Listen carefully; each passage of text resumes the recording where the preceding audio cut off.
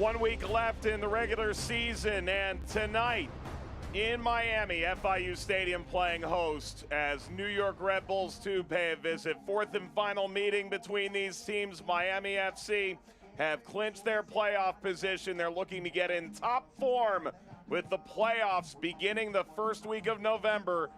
Tonight's match is presented by Helbiz. Joined by Gary Bailey, Mike Watts on hand. The Atlantic Division standings show a pretty unique dichotomy of having nothing to play for. For Miami, there is a chance here. They could leap up to the 3, even the 2. But for Red Bulls, it's clear they're not getting out of a second from the bottom. Yeah, for Red Bull, all about pride, playing for the future, bringing through young talent. For Miami FC, well, they've got this extra little 24 minutes on Wednesday night against Pittsburgh, a match they still have to finish. So perhaps there's a couple of extra points there for them. If they win all their matches and Charlotte and the Riverhounds lose theirs, they could still finish second. But realistically, no, probably third or more likely fourth for Miami FC. We'll talk about that situation later in the match, but for Miami FC, this is a side that's among the league leaders in goals scored. Can they get it all together at the right time, though? They've got so many good scorers. Othello Bar sticking one in the back of the net there. Cristiano Francois, Ariel Martinez. They all can score goals, and tonight they'll be looking at Lamar Walker and Pierre De Silva to get the goals. And they certainly can pick and choose. Billy Forbes sticking one in the back of the net. He doesn't feature at all this evening. They score goals for fun, this team, but they've been a little bit off form the last 3 or 4 matches. They need a big win to get that confidence back. Trying to get this offense going against a very young Red Bull side, but they've added some pieces this year. Luther Arshmed among the most recent to make a real impact.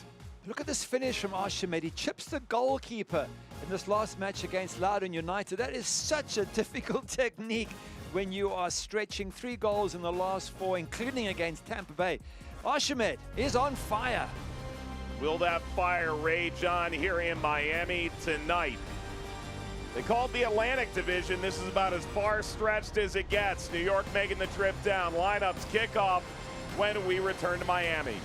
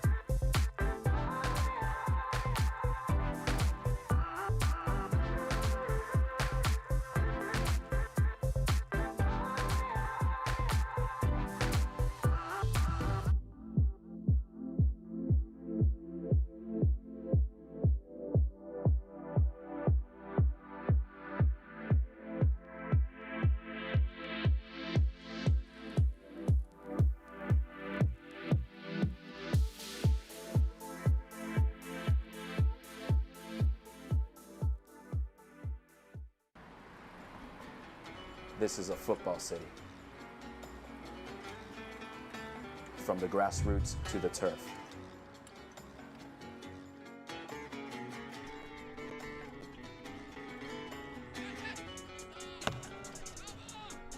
From the streets to the cleats. We are proud to represent this city. We are proud to represent Miami. We are proud to represent you. Your community, your club.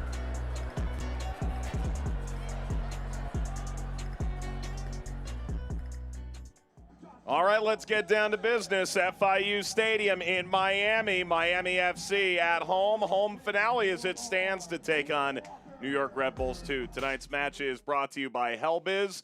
so too are the starting 11s. This is our educated guess at Paul Dalglish's alignment. 5 at the back, 3 center backs, which is a little bit unusual. 3 in the middle, 2 up front. Out go Ballard, Palacios, Francois, Martinez, and Barr. In come McFarlane, Chapman Page, Reed, De Silva, and Josh Perez. Very much an important game for the guys who don't see nearly as much time to get in full fitness ahead of the postseason. John Wallnick sending out this 11. You looked at the lineup and went, there's a lot of changes here. Again, 5 changes, the same as Miami, and I'll give you the list. Harper goes out, Williams out, Tomball, Afori, and Egbo out. In comes Kyle Zayats, Sawada, Drame, Cortez, and Jason Pendant. So 5 changes each. The injury report is brought to you by Atlantic Rehabilitation Center. Miami officially without injuries. Serge Ngoma dealing with a knock. You mentioned Harper out, Brummett as well. New York Red Bulls 2, former champion in this league, will look to roar today as they have in recent weeks against a Miami FC side playoff bound for the first time in the USL Championship. The opening whistle, and we're underway. Edelman got the first touch, and Red Bull in red moves right to left in this first half. I think we said at the beginning, Mike, it's an important match for both sides, but you've got to feel a lot more so for Miami FC. Got to get into the groove coming into the playoffs for Red Bulls. Well, they're not going to make the playoffs. It's about playing tidy football, impressing the coach, looking to move up into the first team. But for Miami, they've got to turn this bad form around. They've been struggling last couple of games.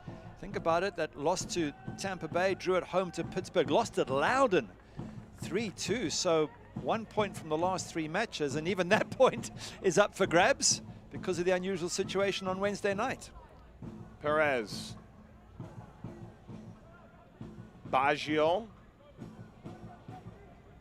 Muscled into the touchline, so steps in alongside J.C. Cortez. Put really simply, I'm a big believer that you can tell by the pitch or tone of someone's voice what a certain win or loss means. Exasperated, excited, shocked. That would be what the Loudon loss sounded like coming out of your mouth. Absolutely. When they went 2-1 up with Cortez getting a header, you've got to feel, and they had the extra man, you've got to feel at that stage it's done and dusted. Well, Loudon came straight back. Paco Craig got sent off, and in the end, Miami lost that. And they drew it home to Pittsburgh, which, as we're going to explain, is not over. It's not a draw anymore. It now goes to Wednesday night in the last 24 minutes still to be played, but I'll leave that for you to explain. So, wow, it's been a bit of an up and down last few weeks for Miami FC and Paul Dalglish, their coach. I promise you what I'm going to add to this conversation will sound surprisingly like the press release that was put out here in the last few days, because that knows just about as much as I do. Miami will play Pittsburgh. The game will be broadcast on ESPN Plus on the 27th. Kickoff will be in the 67th minute. Pittsburgh will lead. There was a misapplication of the laws of the game as Miami moves into the final third. The game proceeded at the time and finished 0-0, but due to an egregious officiating error, ultimately deemed to be a misapplication of the law, which they're quick to note is different from other type of officiating errors. For instance, whether a ball crossed the line or a potential handball, and the pro themselves, the professional refereeing organization in the U.S., came out and made that determination of their own volition rather than the USL.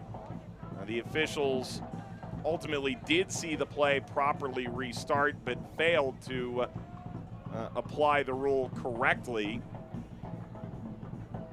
And a reminder that the USL is considering adding VAR in future years. They're the first to apply that in the domestic game in the U.S., but on a limited basis years ago. Ultimately, the play that occurred was a free kick. If a free kick, direct or indirect, is knocked into your own goal on the first touch, that's a corner, not a goal. Correct. Alas, there were several touches en route that were missed by the referee, it appears, and the law then was misapplied. That's why there'll be a midweek game, well, part of a midweek game between Miami and Pittsburgh. And just to qualify that, the referee then went on to say he did see the ball get played from the free kick, which was Speedy Williams to Giannis Lobe, and then go in the back of the net. So that's the misapplication, was he saw the ball being touched after the free kick and still applied the rule as if it came directly from the free kick. So a lot of confusion all round, and I will be on the call for that on Wednesday night, and I think it's going to be 25 minutes in which a very annoyed and upset Miami FC will be 1-0 down, and Pittsburgh are going to come a long way down from the north to come and play that. But you know what? Pittsburgh get an extra 2 points because currently they have the one for the draw, should they go on to win it. Those extra 2 points could see them into second spot, Mike, ahead of Charlotte and a home playoff match, and that is probably why they're excited to be able to come down and play this game. And it could affect that 3 or 4 seed in the sense that beyond just getting home field advantage, the Central Division won't be decided, as we now know, until Birmingham plays Louisville next Saturday in Alabama. This will belong to New York 5 minutes in. We may well not know the answer of which team will play the Central champion as the 4th seed of the Atlantic, and which team will face the 2nd seed in the Central, the Atlantic's 3rd team. It's interesting, we actually asked Paul Dalglish that question, are you beginning to prepare? And he said yes. I mean, the way it looks, we probably are going to, finish 3rd or 4th, and therefore we're going to play either Birmingham or lose City. And I said, well, you're really thinking ahead to them? He goes, yeah, fair enough, we are. We're getting our players ready. We're getting the right players in place. Ball launched forward. Sparrow grabs it. And the good news is, from a film perspective, you only have to watch the Birmingham-Louisville game next week because they're playing each other. Exactly. So I wonder if Paul Dalglish will actually fly up there with his coaching staff and go and sit and watch it, because, yeah. And I don't think either's easy. It's a very, very difficult place to go, to Birmingham Legion and Lynn Family Stadium as well. 2 very good sides in the Central. So, but it's a stacked Miami FC side, and we showed in the beginning how many goal scorers they have. And I don't think either Lou City or Birmingham Legion will be looking forward to playing this Miami FC team. No, it'll be fascinating to finally see these divisions play more meaningful games against one another. Speedy Williams launches this back to Sparrow. We did also ask Paul Dalglish about this bad run of form, this loss to Tampa, draw with Pittsburgh, loss at Loudoun. What was the problem? Wondering if it was anything on the tactical basis. And he said, you know what, to be honest with you, it's just bad errors from fatigue. He said, I thought my players put in a really good shift. They worked hard. They tried everything. They're just tired after a long season, which is fair enough. I guess that applies to every team, but some teams suffer more with it, and it seems like the Miami guys just really hit a brick wall the last couple of games. Spin around by Adonijah Reed, taken back by New York, in that pressure in midfield. And it's felt more so this year than any year previous that coaches have said it's been a long season. Part of the reason for that is it's been a little more condensed. Some teams started as late as the middle of May, and while the season's expiration date will go later than any year prior, after Thanksgiving, the final on November 28th, these players at most played 19 games last year, and now you're playing 32. Absolutely. Although looking at these 2 sides, New York Red Bulls do a lot of rotations, so they shouldn't be too tired, and Miami FC has a really deep roster, so they're able to rotate quite a lot. So surprised they are tired, but you're right, it is a long season. Tack is on here for Miami, rolled across, not there for Perez. Perez had a good chance there. Would expect him to at least hit target and try and make Marcucci work. Paul Dalglish might feel the same, having seen that again. And he has talked up Josh Perez a lot, saying that he's been so impressed with his touches. A great player, but they lost him to international football for a while, and he couldn't get back in the team. So they're really looking forward to having him find his top form.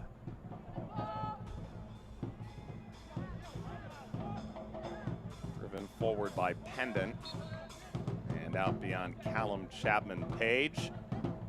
This is going to be a corner.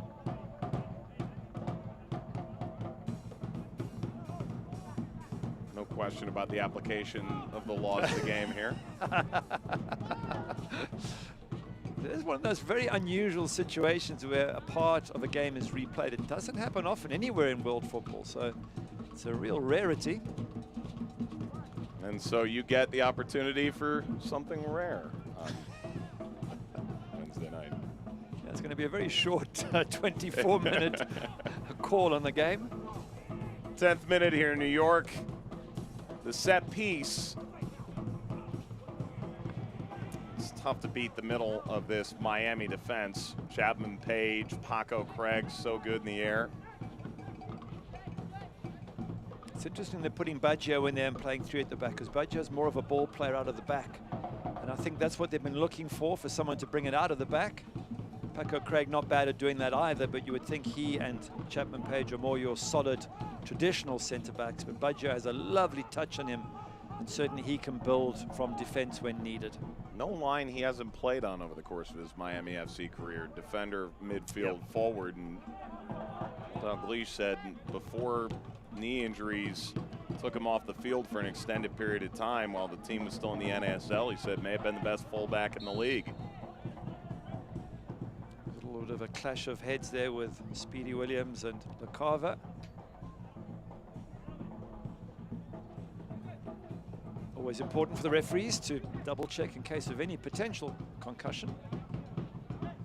A seated John Wallenick looks on.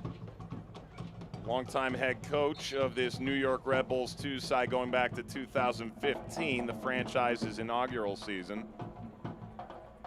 Mike, he's done a good job in the last few matches in particular. One loss in the last 6, and that was a defeat away at Charlotte by just 1 goal. We know how good Charlotte are at home. It was a bad spell before that, 10 losses in 11 games, where John was going through a very difficult time bringing through these young players. But in the last 6 matches, very impressive, beating Loudoun 3-0 last game, drawing 1-1 at Tampa Bay, which, even though Tampa Bay rested a couple of players, was still a very decent result. And they beat Charleston Battery 3-2 away. So this is a good team. And that's a good opportunity from 18 yards. Adonijah Reed misfires. Good chance for Adonijah Reed to put his hand up and say, boss, involve me more often. He hasn't had a lot of matches. This was his chance to maybe just get something on target here, but flashes that one over the bar.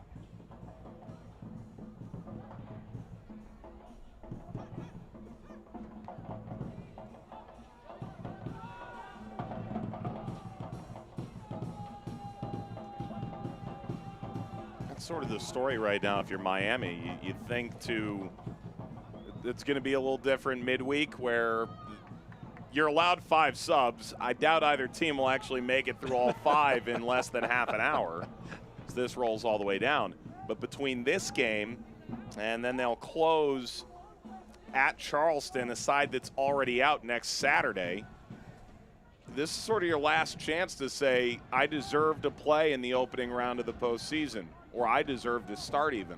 100%, and I think Paul Dalglish will be looking at Pierre Da Silva in particular today and saying, right, you know, I know how good you are. I know you've scored a few goals for me, but I need you to perform tonight so I can consider picking you for the playoff games. As mentioned, Adonijah Reed got to put his hand up. Josh Perez, another one. Even Baggio at the back. Do you go with 3 at the back or 2 at the back in the playoffs? All these players, Sean McFarlane at right wing back, they're all players who are question marks for playoff games.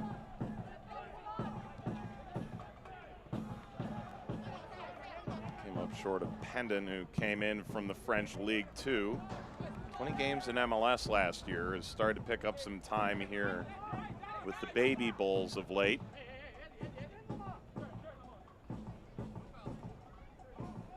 Adonijah Reed, well, he's doing the work. Knocked away into Edelman. LaCava.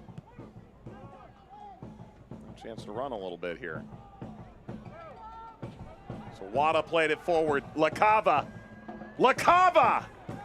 Such a clever idea at full speed.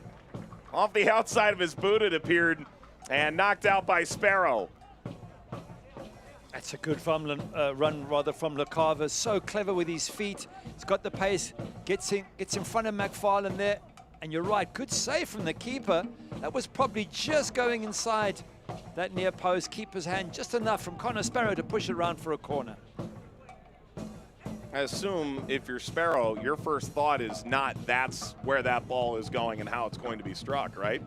But it is to cover that near post. That is your first thought. You've got to make sure your body's in the way, and he cannot squeeze it in near post. If he gets it in far post, well, there's less you can do. Pennant skews back. Sirwada races in. Ugandan Youth International.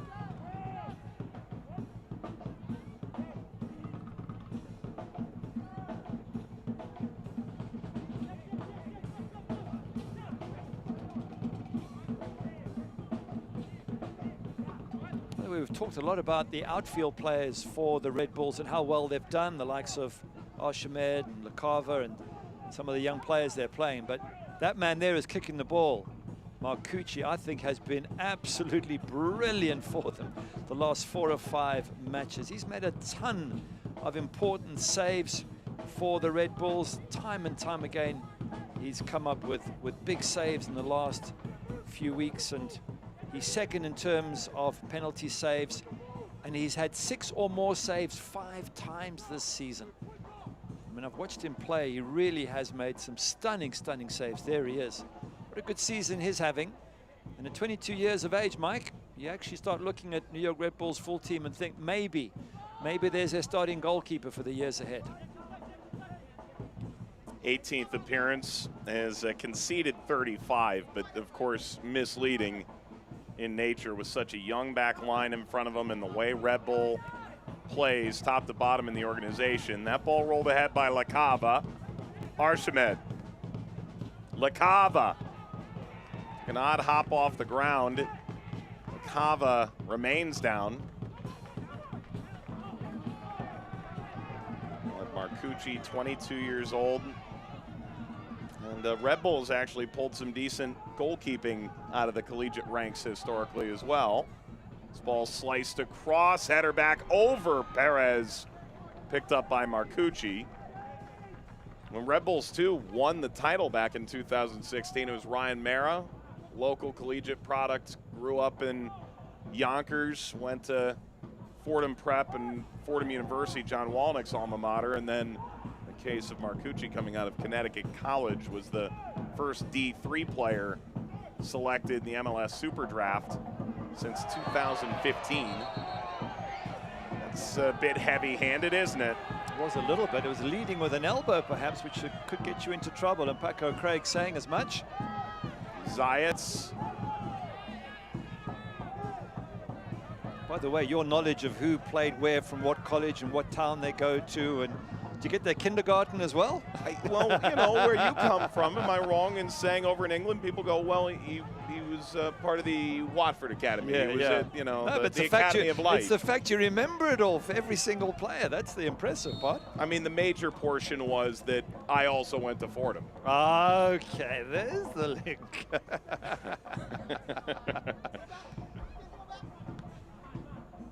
They have got some good youngsters, New York Red Bulls, and impressive that in this team there's 17-year-olds, 19-year-olds, 18-year-olds up against, you know, fully grown men of Miami FC, hardened pros who are out there looking to win tournaments. Paco Craig, 29, Sean McFarlane, 28. This is tough for these youngsters, but it does speed up their development, no question about that. Certainly does. Although it is a team now that after making the playoffs in their first 5 years, failed to reach the postseason in back-to-back campaigns. Finished 19 points out last year, similar in dignity this year. Miami pulls this back, and it's in, whether Reed got a touch or not. The goal is brought to you by Hellbiz. It's the opener for Miami FC. Well, it's difficult to find out who exactly got the final touch on it. Nothing Marcucci could do. He was standing still, waiting to see. Maybe it was Castillo at the near post. And it looks like Perez is the one getting all the accolades. He's the one who struck the cross. Good little bit of skill here from Perez. Drops his shoulder, whips it in. Well, I think Adonijah Reed might have got a chest there. Let's have a look at it again. Ball comes in. It's hard to see, isn't it? And poor old Marcucci just drops his head and says, seriously, what chance have I got from a yard out?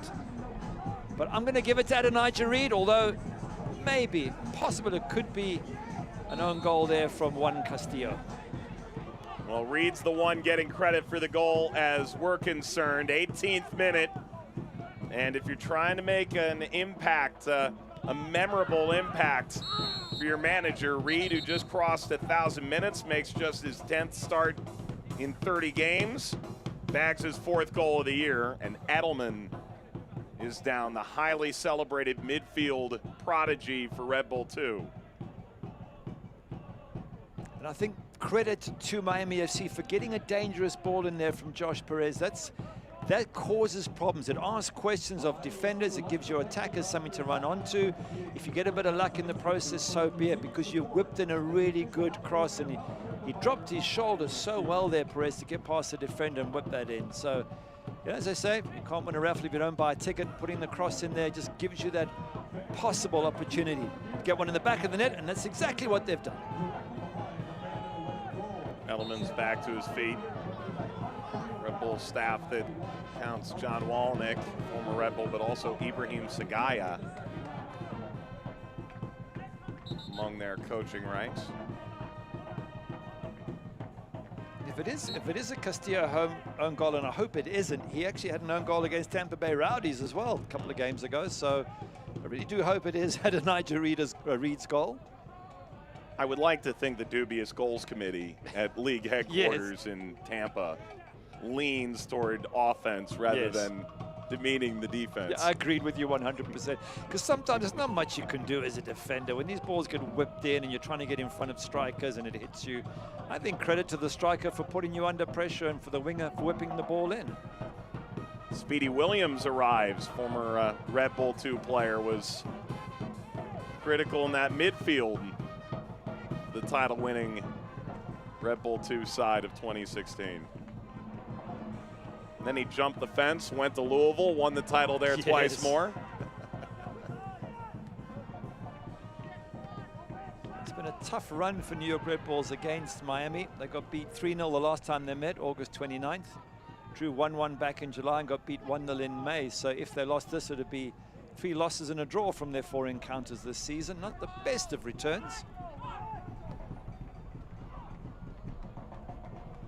Ball slashed outside and taken on by Sion McFarlane. Ahead for Reed.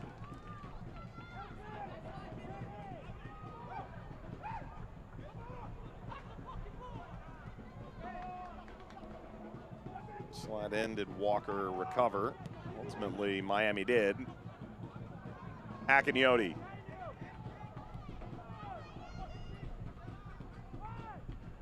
Got a bit of a grip on the game now, haven't they? Miami FC just controlling the ball, 1-0 up. They've dealt with an odd foray forward by New York Red Bulls too, but now it seems to be them putting the ball in, them putting constant pressure on the visitors. This will be a throw.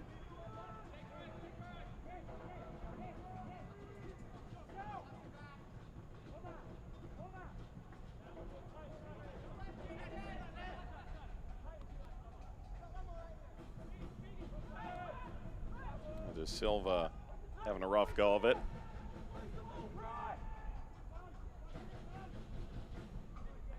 A big match for De Silva. He got that winning goal against Pittsburgh in the final minute to get them the extra 2 points against their big rivals. So that would have impressed Paul Dalglish, but he needs to do it more often. Just the 2 goals in 23 from Pierre De Silva. That's not going to light up anybody's ideas of picking him as a striker. Striker, you want double digits, or certainly close to it if you can. He leaves you salivating a little bit, doesn't he? Yeah, you good skills, nice touches, but just not the final product. So, he's got one of the league's most notorious defenders on him. Now he's gotten in behind. Referee said there's nothing in this. So's displeased to say the least. So too is the Red Bull staff. Paco Craig lined him up. It's hard to see, though, isn't it? And the ref, that's all referee's got. There's no VAR to go to. As a ref, you've got to see it. If you don't see it, you're not quite sure if it's a pull or a push or whatever. You can't give it just because he's gone down. Let's have a look. I didn't see much there from Paco Craig. And that's the problem. I'm not saying that Omar Sow went down too easily, but players can do that. And as a referee, you can't assume anything. You have to see it, and only if you see it can you give it.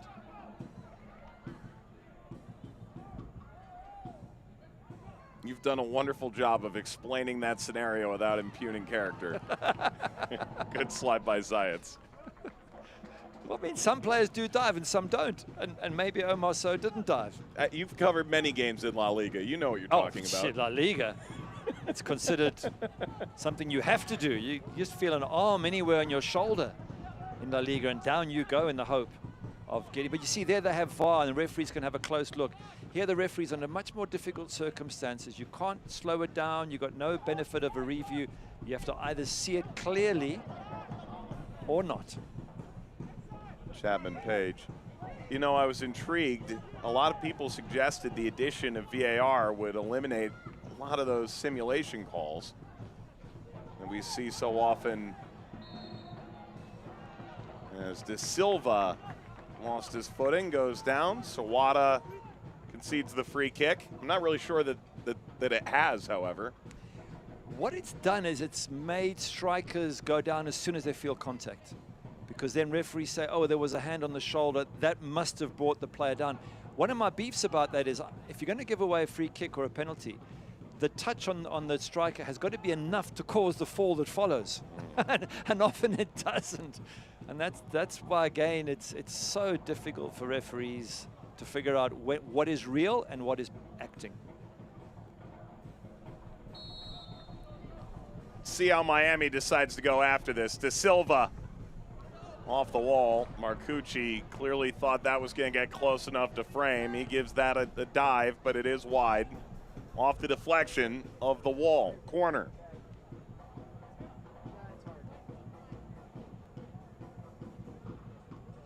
Important here for Miami. They're on top. They maybe need to get a second. You don't want to take risks with a team as good in vertical transition as New York Red Bulls are. They can cause you problems, as they have done in recent weeks against the likes of Tampa Bay. So second here would just calm all the Miami FC nerves.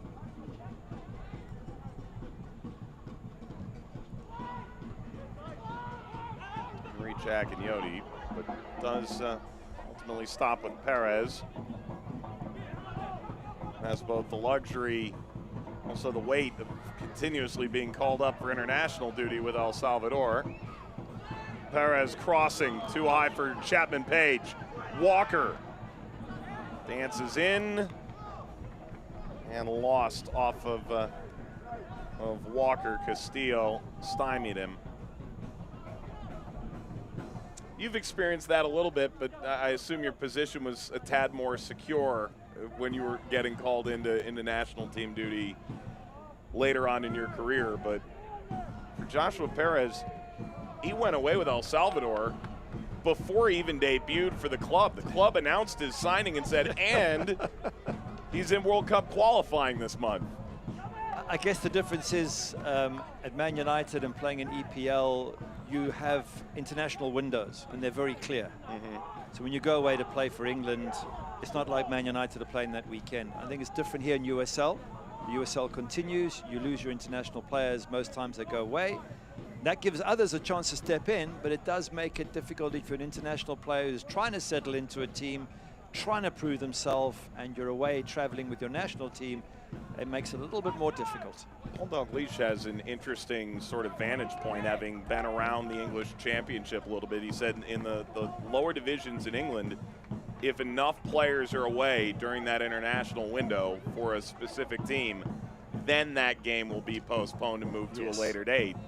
So that most games will go forward, but some, however, will be ultimately postponed because of the impact on rosters.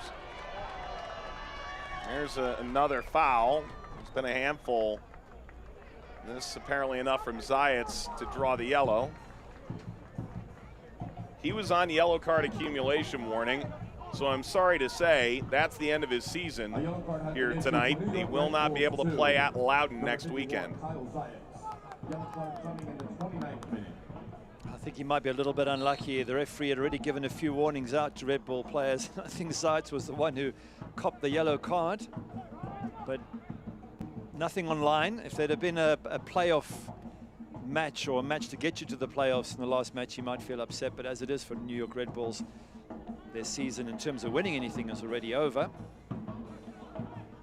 All the while you would think anyone wearing the captain's armband on a given night would rather be there at Loudon next Saturday than not. Oh, absolutely, absolutely. But again, as captain, he's probably leading his team forward in aggression. He's up a younger squad against, you know, this much older, mature team. He's trying to show them how to get stuck in, and just slightly overcooked it. Picks up the yellow. No whistle here. That's a clean challenge for New York, a side that breeds physicality. Ahead from So. Ball slid wide. Archimed. Full international for Guadeloupe. 22-year-old with some Gold Cup experience. It's been a bit of a revelation. Yeah, 3 goals in the last 4 matches, and that was nearly another one for him. But just can't. In fact, it might. I wonder if it come off Connor Sparrow at all there. But certainly he tries to squeeze it in that near post, and yep, it's given the corner, so the keeper makes the save. Half an hour in. See Drame there, perhaps he's an option. All 6'6" of him. Wow. So often we talk about Red Bull not having targets on set pieces in this group, and yet there's the 22-year-old Frenchman towering above us all.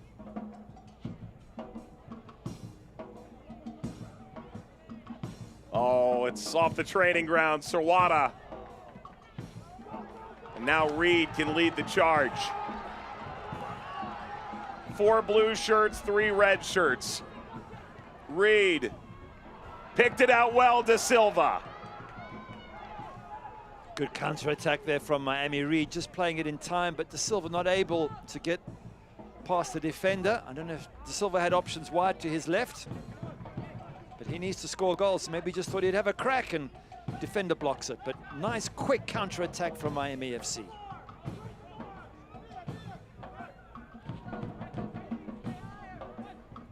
Back by Miami, and for a moment, may we note, there is a World Cup qualifying window in CONCACAF during the postseason, second week of November. So Lamar Walker, Speedy Williams, Josh Perez have all been involved in World Cup qualifying. Does make you wonder.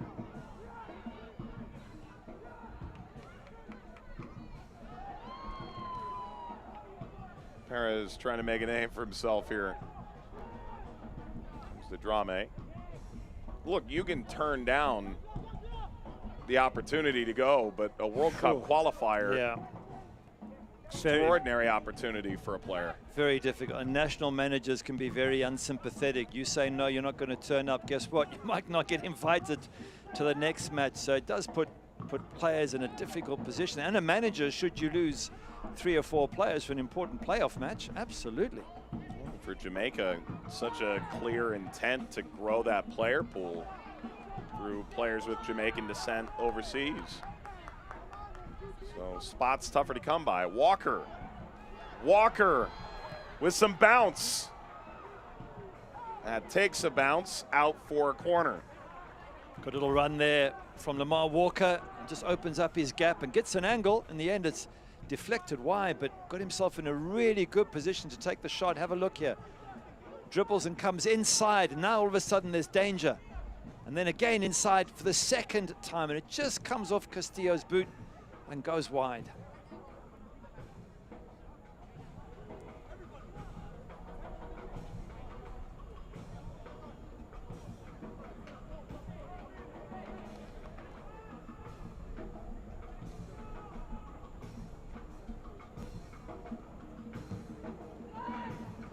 Cross header away. Watch out. Walker closed down. Otherwise, he looked like he was prepared to have a go. McFarland. Credit to Sirwada there.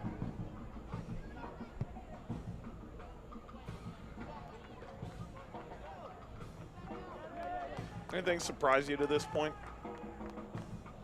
Nothing that stands out. As I say, New York Red Bulls have been playing well the last few games, and they look good, you know, in good form. John Wolyniec there's got them well organized, playing with confidence. They're not easy for Miami FC to break down, and the one goal that has been scored, not even sure whether it was an own goal or not, but probably Adonijah Reed's goal, so there's not much in it. You just sense, though, that Miami are controlling a lot of the play, staying in the Red Bulls' half, and that they're probing, and that if anyone's going to get the next goal, you would think it's going to be Miami.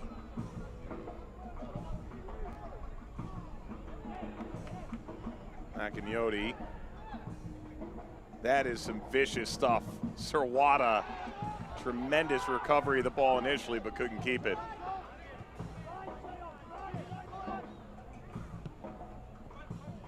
The first thought I have when I think about Red Bull 2 and bring players to MLS in the grand scheme, the pipeline of talent that they've got, it's almost impossible to recreate the style that they play in a training session. I'm sure they attempt to do so, but to some extent you kind of need live ammo to do this right. Yeah, and you need to have people pushing and shoving you and really meaning to, for you to sort of play under pressure. I think one of the sort of challenges for New York Red Bulls is if you look at their expected goals against, their underperforming given the positions they're in. Expected goals tells you how many times you should on average be scoring from a certain position. Miami has expected score a little bit more than expected goals says, which means they're a little bit better when they get in good positions. New York Red Bulls not so. And by quite a lot. If you actually turn the goals into points and look at the difference, Miami are plus 4 points. They've got 4 points more than you would expect, given the positions they've been in. New York Red Bulls -8. So 8 goals less than they really should have scored. I think that's just quality in the moments. And obviously, that's what John Wolyniec's trying to do, is give these young players the ability to have greater quality in those crucial moments. Corner coming for New York.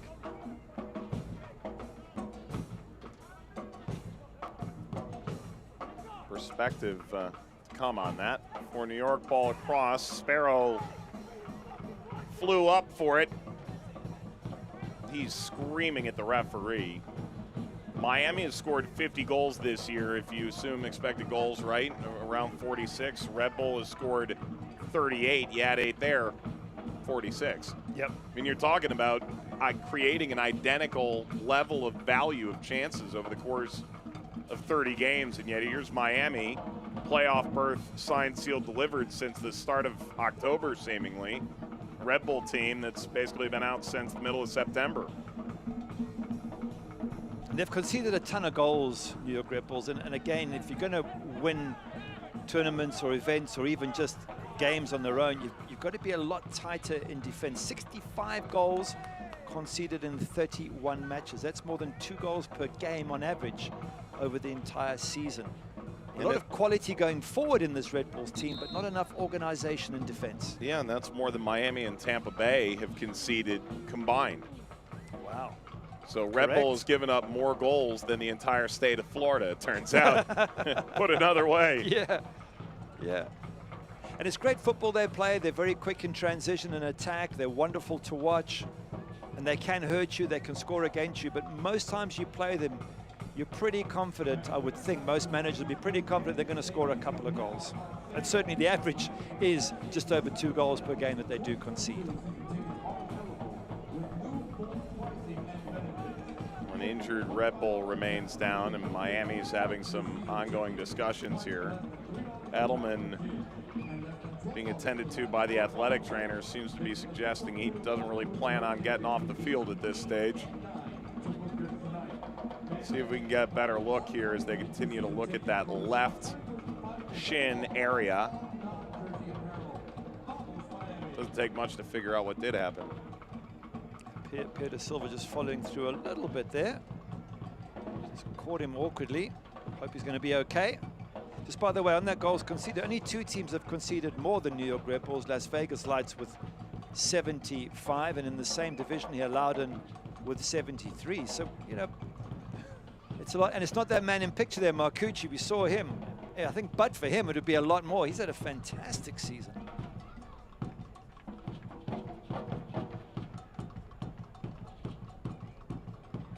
Well, and I suppose it goes without saying. I mean, Monarchs have had a goal-scoring problem, but they've only given up 50. They're minus 24. Kansas City is on 20 points at this stage. They've had a massive goal-scoring issue, only 33. They've given up 63. But Loudoun's going to win the wood spoon, it appears, this year. That at 15 points has become more and more apparent. Yeah. But Red Bull is in a surprising place of being in that mix. It looks like, for now, 4th from the bottom in the league. Edelman, when he came off the pitch, he was really struggling there. He was definitely carrying that left leg. It seems like he's going to come back on, which is a surprise, but I guess they're going to monitor him for a couple of minutes and see if he can run off. Some of these injuries you pick up, you run them off.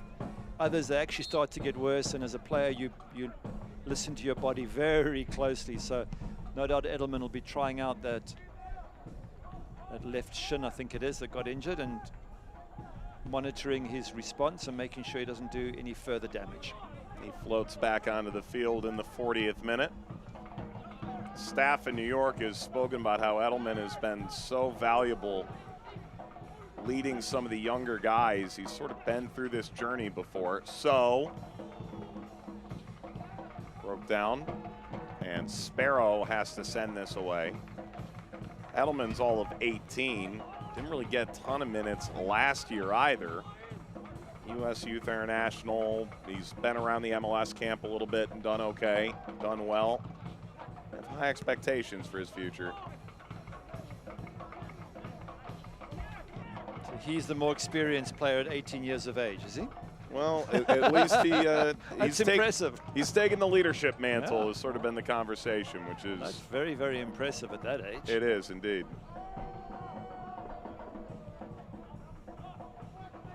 Just noticing something for Red Bulls as well. When they do get around the Miami FC penalty area, those 3 center backs don't allow them any space to play through, and that's been a challenge for the Red Bulls.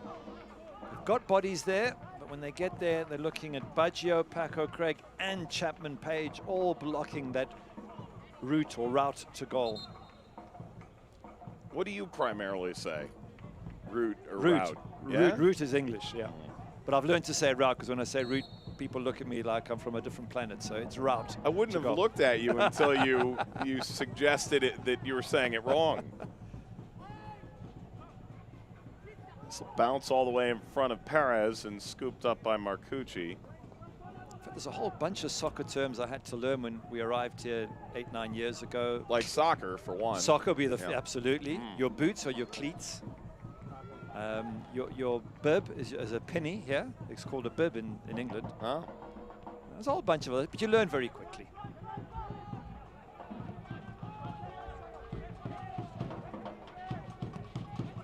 Ball whipped across.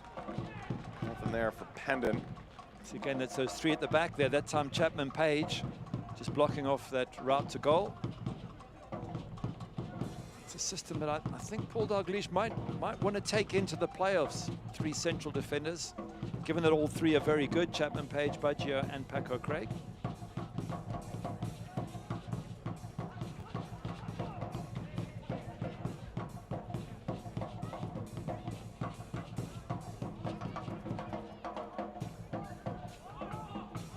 LaCava broke down because that run from Pendant wasn't quite on the same wavelength. Walker pushes it central. De Silva leads the attack. De Silva rolls this outside, and in goes Cortez. Perez thought that should have been a corner. It's just a goal kick, the referee motions. He tried to come back into the box, didn't he, Perez? He sort of cut back on his right foot there and lost the opportunity. Again, he needs a big match tonight if he's going to try and get himself a starting berth in the playoffs.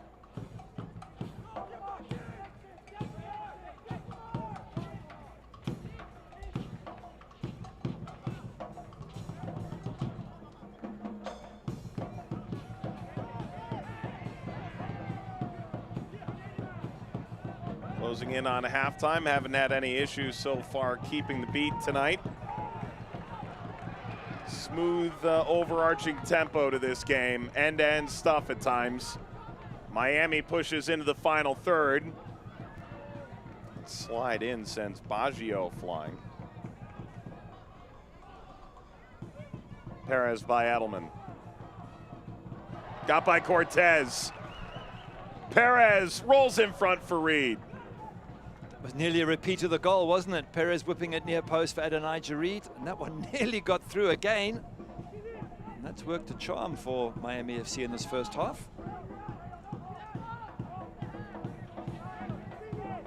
Pendon. Zawada making the delayed run. Ooh. So was the target. And that was so close as well. 8 inches away from Omar So getting on the end of that fantastic cross. Well, there was so much traffic there with a couple of Miami players, including Paco Craig, that they'd find that central trailing run that never came. Whoa, 2 balls. There it goes. All right, let's do this. From about 35 yards, Sparrow dives on it. Coming up at halftime, we'll take a look at news and notes from around the league. Recently extended head coach out west. Player sitting on 99 goals, seeking a hundo. And oh, so much more. First half highlights as well. Just looking at this first half and wrapping it up is a good one from Miami FC, of course, having the lead. But it's also been a very open game, as you pointed out, end-to-end stuff. And Paul Dalglish, when we chatted to him, saying teams have started playing counter-attack football against Miami FC. Pittsburgh did it, and to very good effect. The stats for Pittsburgh when they drew here in that match, which still has to be finished, were 1 shot on target for Miami, 7 for Pittsburgh. And all they did was counter-attack. Tampa Bay used part of that counter-attack in the recent 3-0 win over Miami FC. And he said, thank heavens we're playing a team that actually doesn't bother about sitting back. He says, New York Red Bulls will just keep coming at you. They will attack. They'll play vertical football. And he said, and we get to play some of our football as well. But he said, going into the playoffs, they have to be careful of teams who sit deep and counter Miami FC. Walker, more of a jogger right now, and now a sprinter. Stoppage time brought to you by the Miami FC Youth Academy. Still another 3 minutes in this one.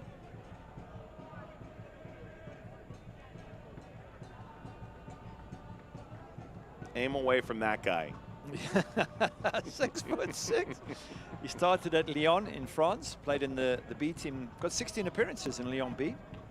So a decent player, but you're right, 6'6". Wow. I'm surprised I don't put him as center forward as well and try and get some headers down from him. It could be useful. Let's see what the score is in the 90th minute. Service ahead, that's knocked away from the line. Sparrow goes flying. May have been cleared by the Red Bull defender there.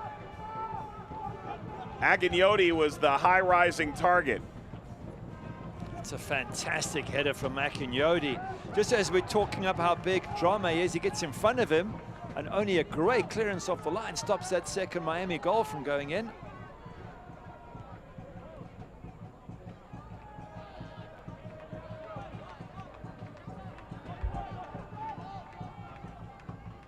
How tall were you in your day? Same height I am now. Yeah, good for you. 6'2", hasn't changed. Okay. 6'2" as a keeper is decent. They are making them a little bit bigger these days. 6'4" seems to be more the norm. The person who followed me, Peter Schmeichel, he was 6'4". In fact, he might even have been 6'5", Pete. First name basis. Oh yeah, of course. Come on. Pete.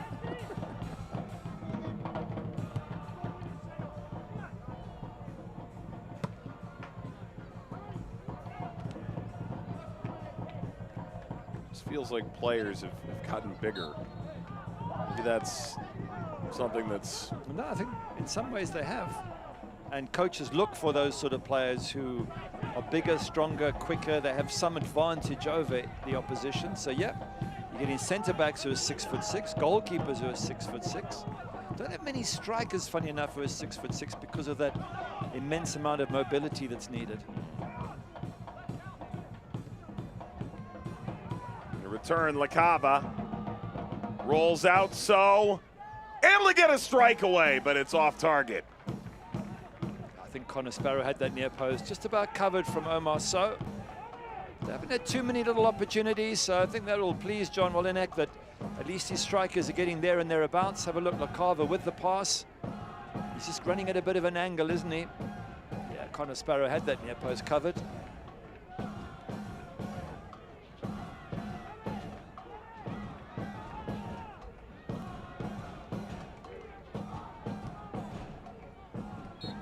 And there's the halftime whistle.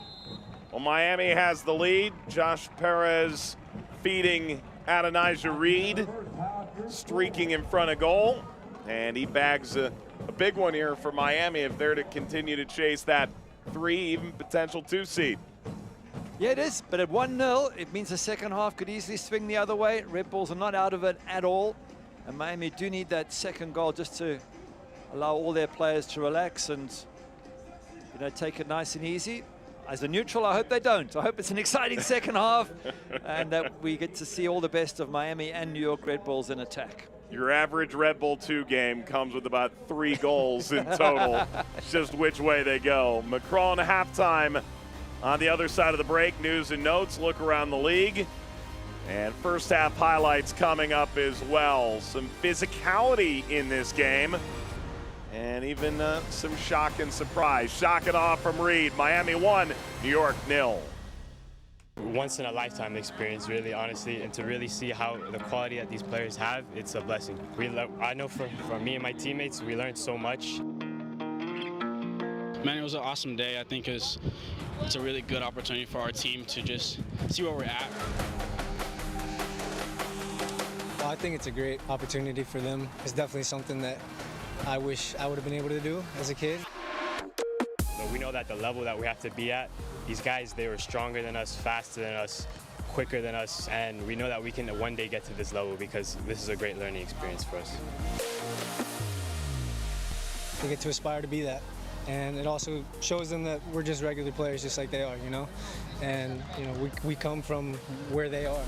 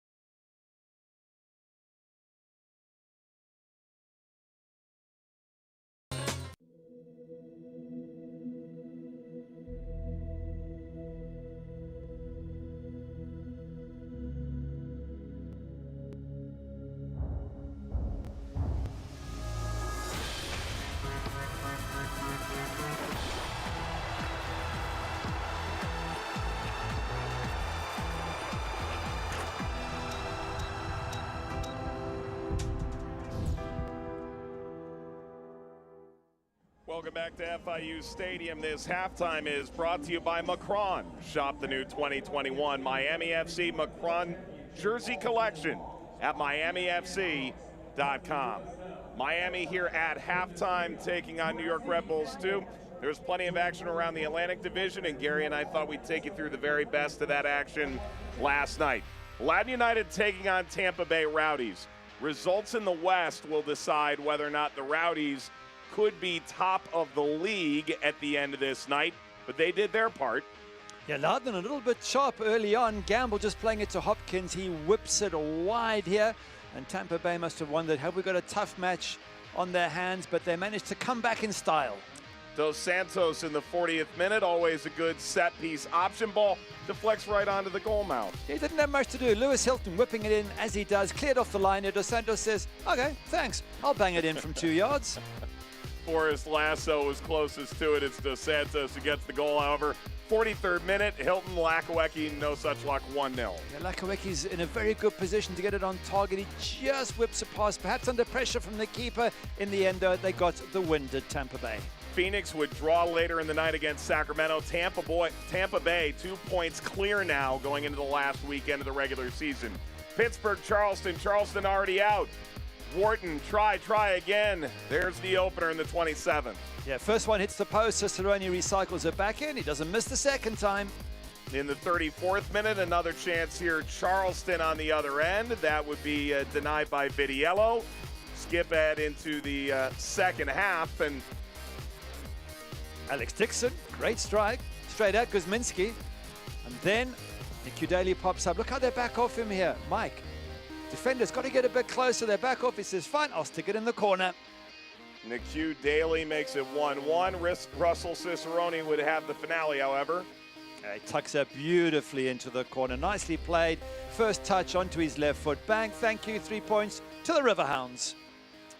So Pittsburgh wins that one, and they're right in the thick of the home field advantage race.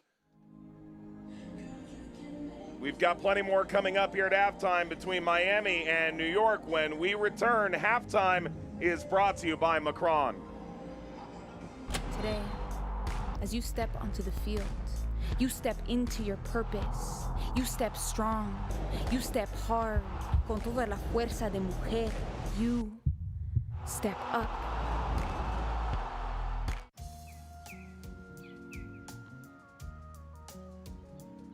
Hey y'all, can we change up the chores? Sorry, it's up to the wheel, man. Oh yeah?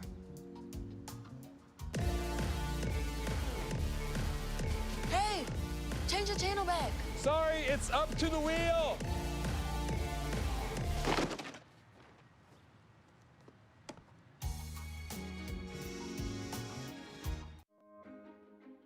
I am a first-generation student here at Bellevue University. I feel like if I were to have gone to a different university, my experience would have been a lot more stressful and overwhelming, because I feel like I wouldn't have gotten that personal experience that Bellevue University has to offer.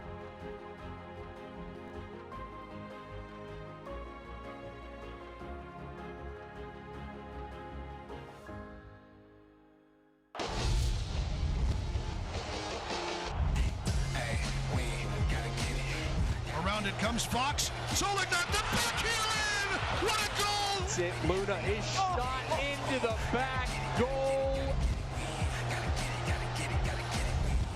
Kuramoto has won it for OKC Energy FC. Oh, that is a brilliant goal from the substitute. Today, as you step onto the field, you step into your purpose. You step strong. You step hard. Con toda la fuerza de mujer. You step up.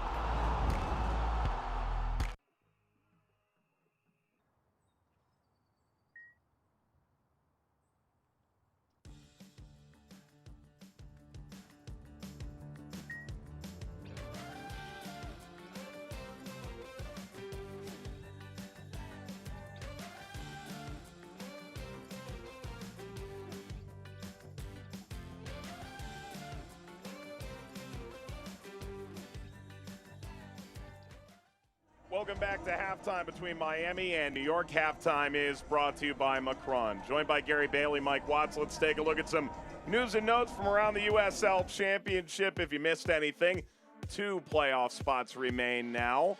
Entering the final week of the regular season, starts Tuesday and Saturday. Rick Schantz has been the head coach of Phoenix twice as an interim, and now he's got a second contract as the lead man. Well, absolutely so. Why shouldn't you? When you're finishing top of the table every single year, you're breaking records, you're making the final last season, even though they didn't get to play the final against Tampa Bay. Yeah, I think Rick deserves it, and many more successes to come there for Rick Schantz. And the clear audio player of the week, Dane Kelly, a brace against Charleston, but he did not score Friday against Hartford, so this week he'll try and grab his 100th career regular season goal. A look at the scoreboard around the USL Championship from the week that was. Primarily in the Eastern Conference, In the early going, Charleston a win against Galaxy threw a grenade into the Pacific Division. Charlotte a win against Hartford on the road. Rowdies that critical victory.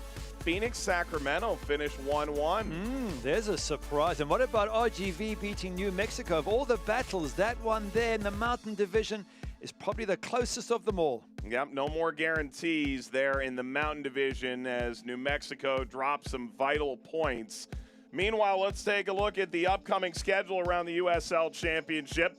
All these games are on ESPN+. Loudoun and New York will finish off their season 1 Eastern to start a very busy Saturday around the league. But on Wednesday, Memphis, Tulsa should decide which team is the 3, which is the 4 in the Central.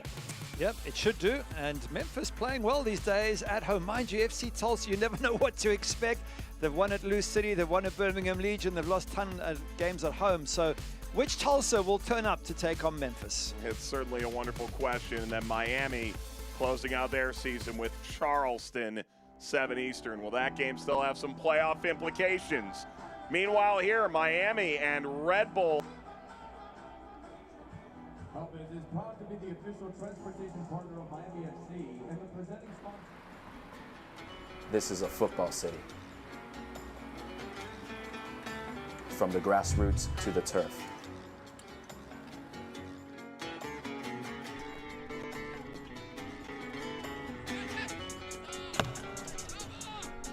From the streets to the cleats. We are proud to represent this city. We are proud to represent Miami. We are proud to represent you. Your community, your club.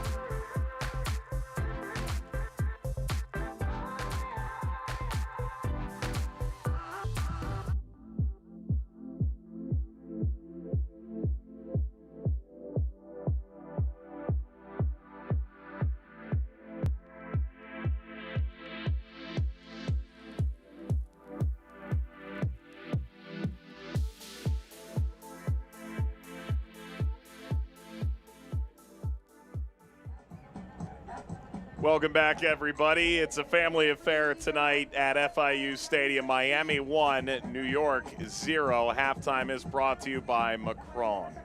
Mike Watts, Gary Bailey back with you. Let's take a look at the first half highlights.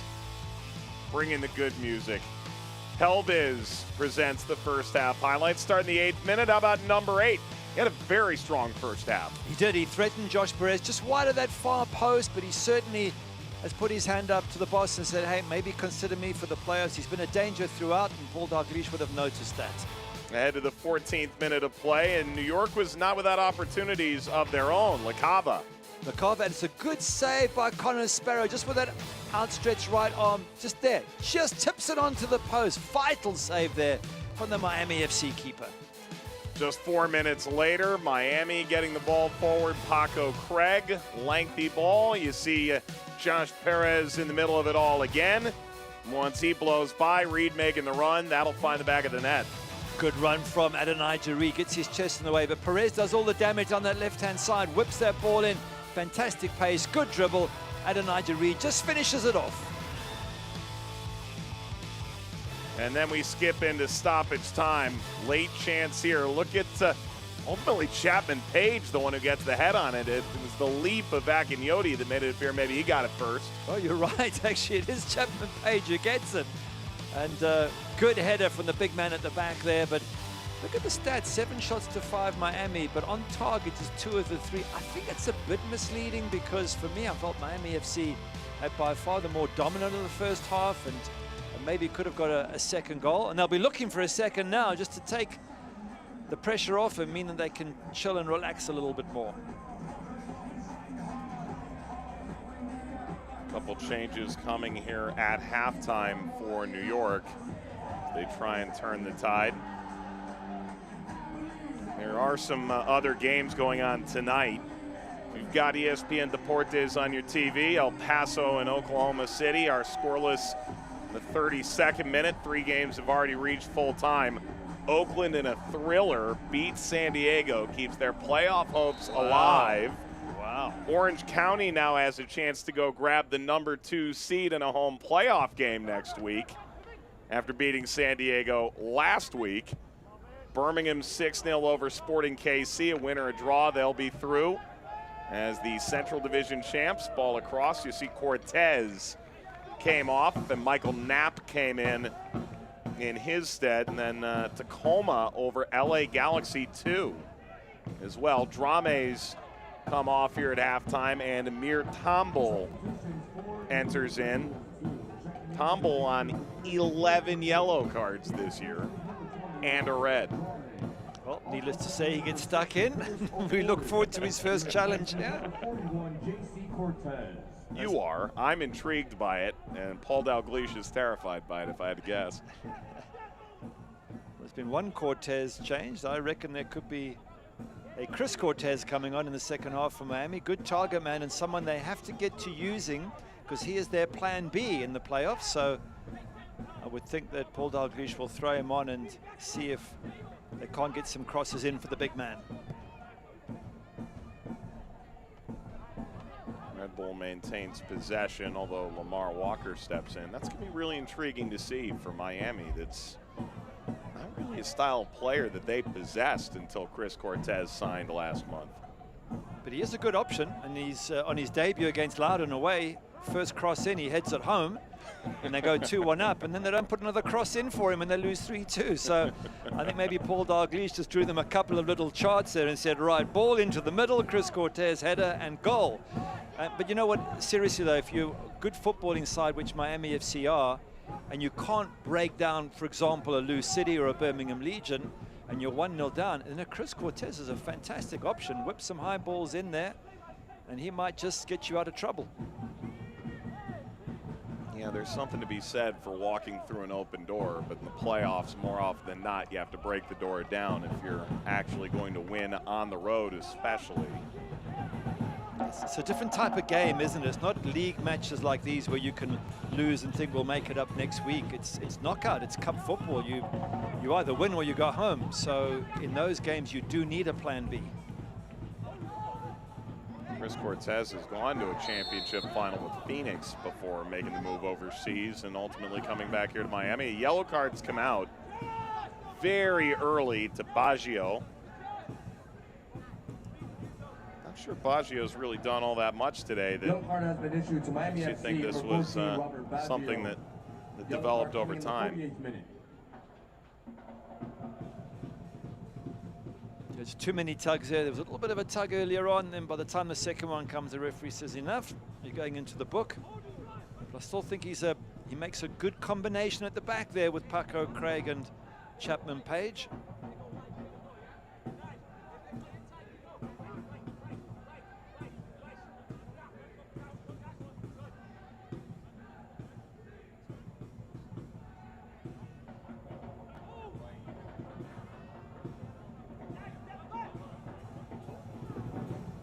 Edelman over the ball.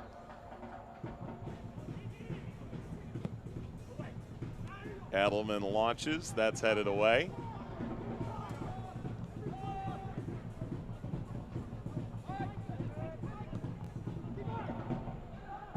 That's snagged by Sparrow. There were about 5 trillion trajectories that ball could have taken. That was the least likely if I had to guess. Sirwada, LaCava. Clever seeking so. There was a lot of blue shirts there. It's a good first couple of minutes from New York Red Bulls. Have come out of that locker room at halftime fired up and gunning for Miami FC. Of course, as always, in throwing bodies forward.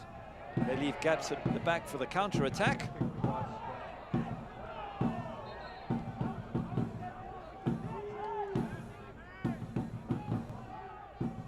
I'm talking about subs for Miami. I mean, of course, they've got the likes of Cristiano, Francois, Ariel Martinez. These quality players who are having a bit of a rest, and they would normally start. If this was a playoff game, they would have started. So you wonder at what point Paul Dalglish feels that he wants to play them.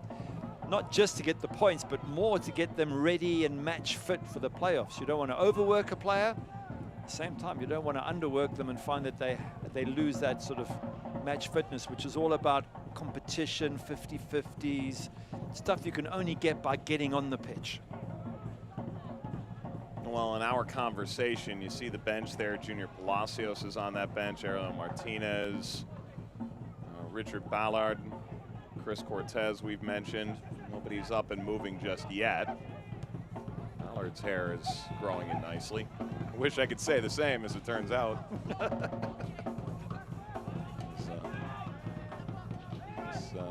Picked up by Akinyoti. But the game on Wednesday, and again, it's less than half an hour. Yep. And they get the benefit of playing it here as opposed to having to get on a plane like Pittsburgh will. LaCava. LaCava. Will roll calmly to Sparrow. One touch too many. But you do sort of wonder, cards won't have carried over in that game, which will make it a bit unique. Junior Palacios is the only player on an accumulation warning for Miami going into the final game of the regular season. And you wonder whether you might want to try and get that out of the way now. Good thinking. It's a very strange fact that you don't play with the same players. So it's the match that has to be finished, but you can come with a completely new roster, play a completely different team to play the final 24 minutes. I mean, I don't know what, you can't force the same players to play, but it's just interesting, isn't it? Whoa, everybody's on skates. Pull back, Reed! Blocked. Still more danger as it flies into the air. That initial block, well done by Knapp. Adonijah Reed again, another little sniff at goal. The artist known as Baggio. For a moment, he reminded one of the great Italian Baggio with the way he dummied his shoulder and went to the left, otherwise known as the divine ponytail for those who are younger. Don't remember the '94 World Cup here in the States. Flag stays down here for Perez. Baggio. And this struck off frame by Akinyoti. Marcucci measuring that well, the goalkeeper. He went to dive and knew exactly where his goal was behind and just left the ball in the end. But here's this Adonijah Reed chance again. Good run down the right-hand side. Ball comes in. Watch Reed get a chance there. He's got space and time. It just gets blocked. Excellent blocking there at the back by Michael Knapp.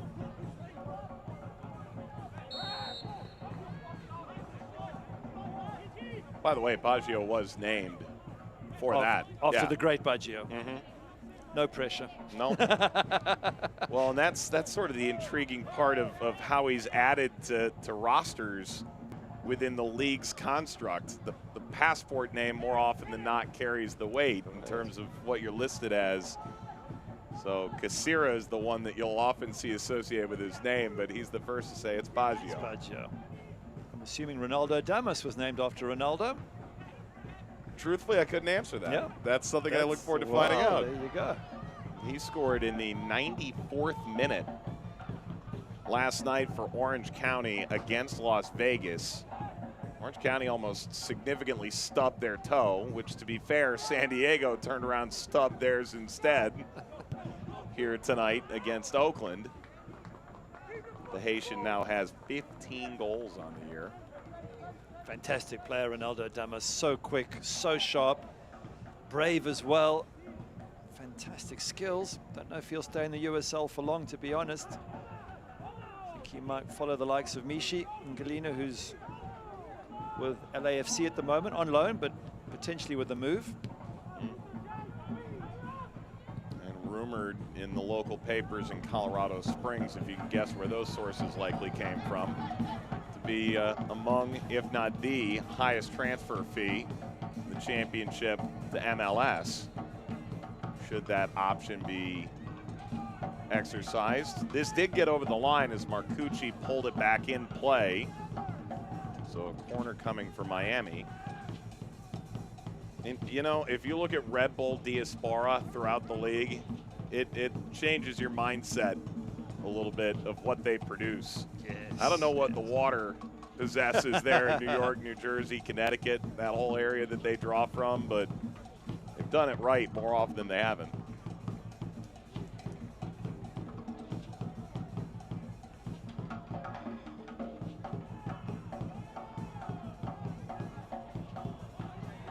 Aforementioned Speedy coming from New York. There's the service. Janos Loba started his pro career in New York with Red Bull 2 as well after coming through their League 2 side, the under-23s. Speared over toward Paco Craig. Craig a second time.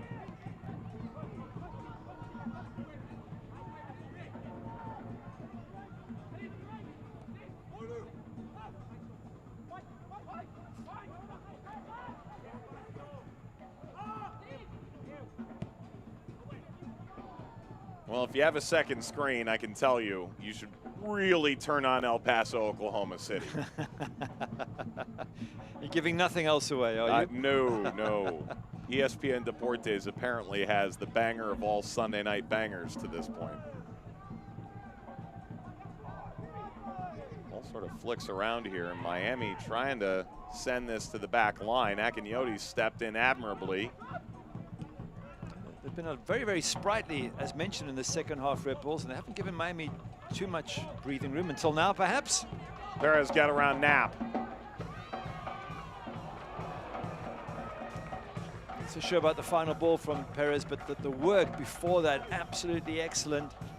Dribbling skills, getting down the touchline. Just got to calm down when you get to the edge of the box and pick out somebody. Wasn't able to do that, but one of the sort of few moments I've had in the second half, Miami FC. It's really been a good effort by New York Red Bulls, but you do start to sense that changes might come from the bench. We haven't seen any movement as yet, but normally around the 60-minute mark, managers start bringing on fresh legs, fresh minds.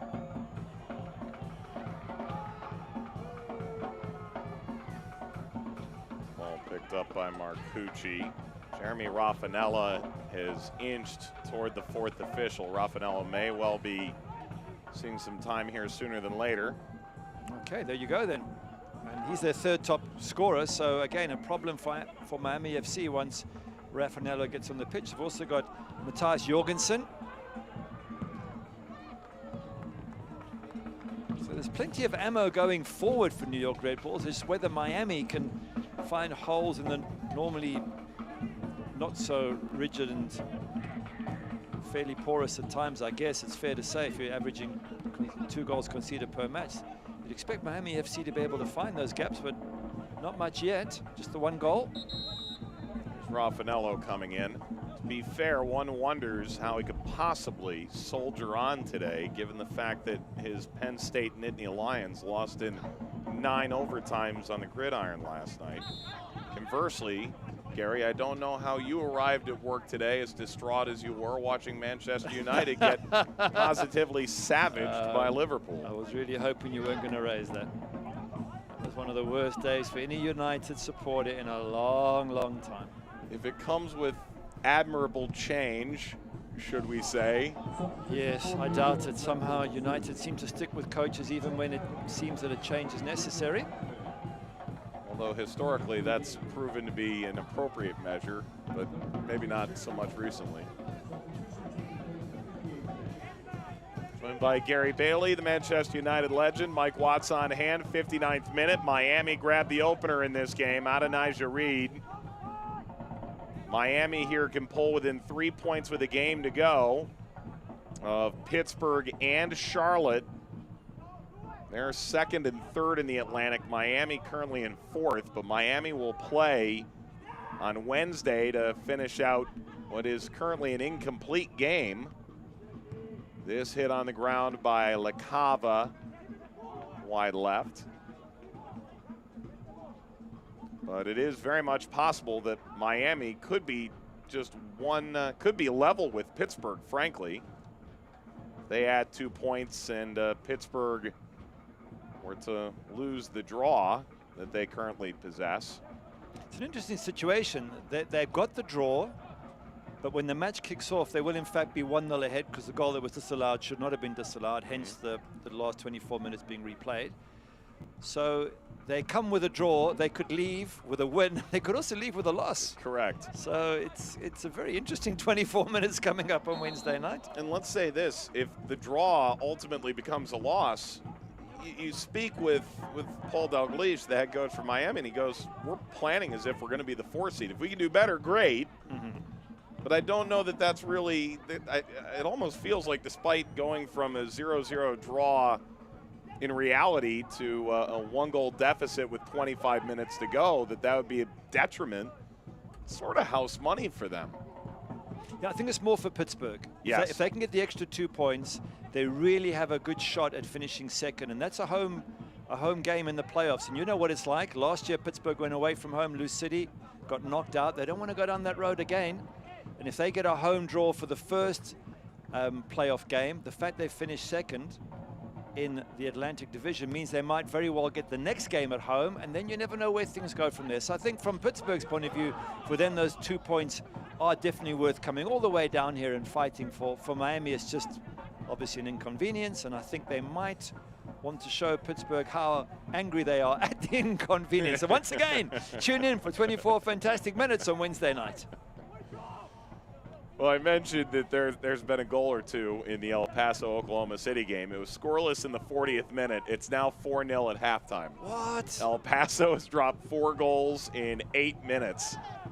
2 from Maka King and 2 from Aaron Gomez. And you could probably suggest that game is settled at this point. Oklahoma City was just eliminated from the postseason last night by virtue of Tulsa's draw against Indy. And then El Paso right now, this result holds, would be 3rd in line to host the championship final should Tampa Bay and Phoenix both go out. Tampa Bay now has the obvious path moving into the final weekend of the year to host the final outright, should they make it, regardless of who their opposition is. Yeah, it's an exciting time of the season. Well, for most teams, or half the teams. The other half, obviously, the season just winds down. And I saw some funny text messages. I'm trying to think who it was. Was it FC Tulsa to Indy 11? Saying enjoy your Christmas break, your long Christmas break, something like that. Basically teasing them that Tulsa had made the playoffs and Indy hadn't. I just wonder when next season starts whether the Indy coach might remind his players of such social media comments and suggest his team go out and sort FC Tulsa. And all due respect, if he's still the Indy coach, still Yes. have an interim tag up there, Coach Rogers, and time will tell whether or not there's a full teardown coming for the Indy 11 roster, which came in with, frankly, pretty significant expectations. I would argue most prognosticators assume they would be making the postseason. Yeah.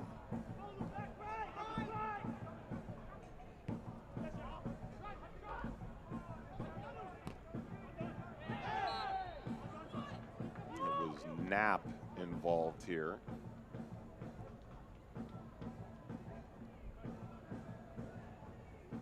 Miami preparing to make some changes here momentarily, and it seems like Paul Dalglish won't be interested in using all 3 of his windows today.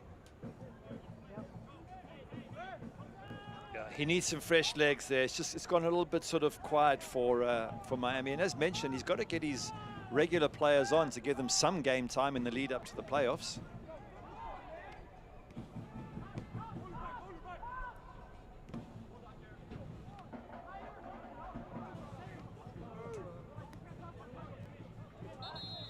All right, well, here we go. This is why our graphics operator gets paid the big bucks.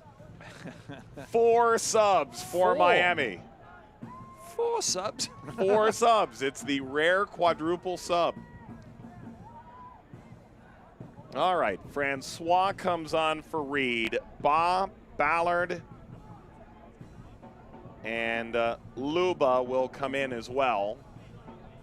See Baggio coming out. There's McFarland taking a seat. Othello Ba in alongside Ballard in wide areas. Also checking in number 11, Richard Pollard.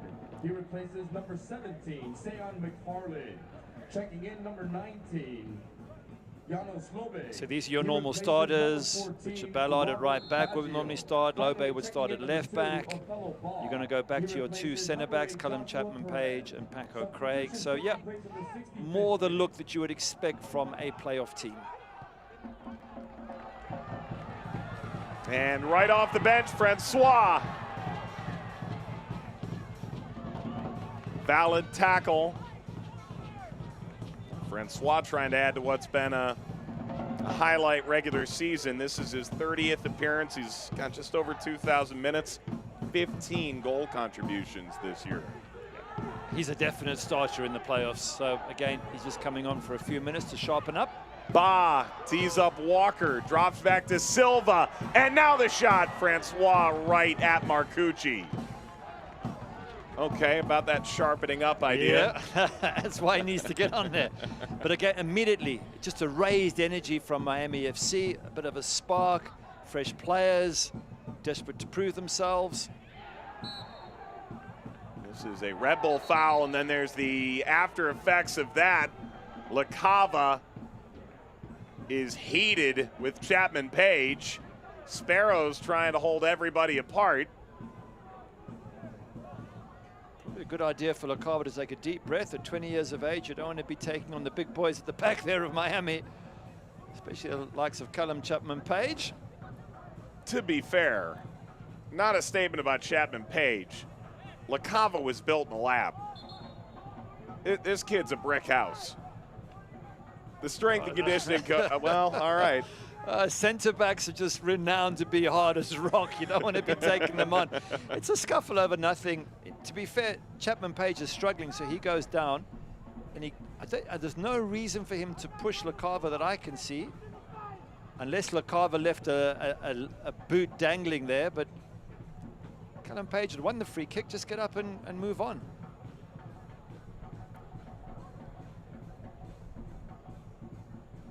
Both going to get a yellow by the looks of it. Yep. I'll say they entered the game even on tattoos and now even on yellow cards as well.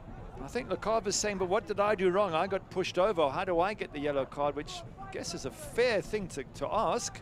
Certainly we saw Chapman-Page, Callum Chapman-Page push LaCava. That was worthy of a yellow. What did LaCava do? Question I have is LaCava his leg sort of swings over the top, and I don't know what you're supposed to do in LaCava's situation, given that you aren't supposed to lay on him either. But it did seem like Chapman-Page was responding to something, but yeah, you've won the free kick. You know, just get up and smile at the guy and give him some unpleasant advice and move on. Like you did back in the day? Back in the day, that's it. Well, you still do it now. It's just not on the field. It's a habit from 15 years as a professional. The number of times you get into a shouting match with someone and you know, winding them up, basically saying terrible things, and they say terrible things about you.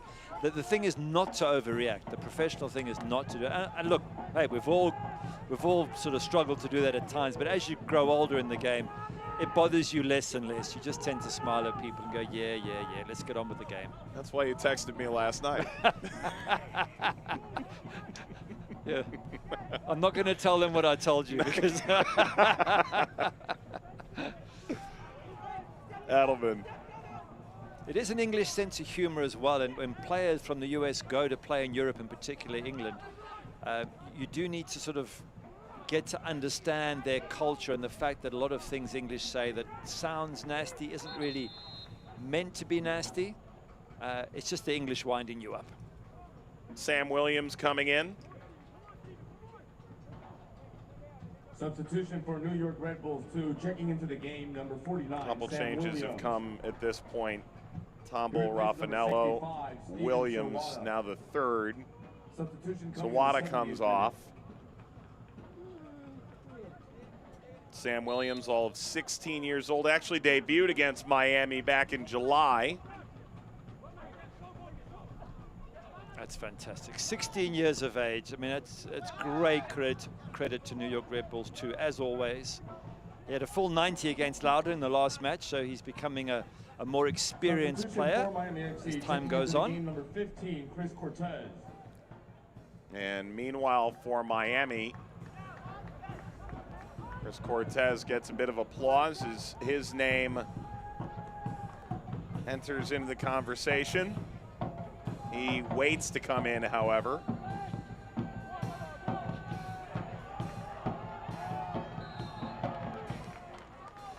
Contact at the back of Francois. And here comes the target man. Lamar Walker will take a seat. And Chris Cortez comes in, as you mentioned earlier. Cortez came off at halftime. The Red Bull defender, Chris Cortez, will come on here for Miami. And I think this is a very, very important change. It's what would Miami do if they were 1-0 down in the playoffs? Bring big Chris Cortez on, and then you've got to get him service. And that's probably what Paul Dalglish is looking for now, to see if his players can slightly change up their style of play, whip some high balls into this big man. 50 goals for USL franchises, Orange County and Phoenix. And he may be called upon on a second set piece on as many kicks here for Miami since he's come into the game. 15 in blue and orange.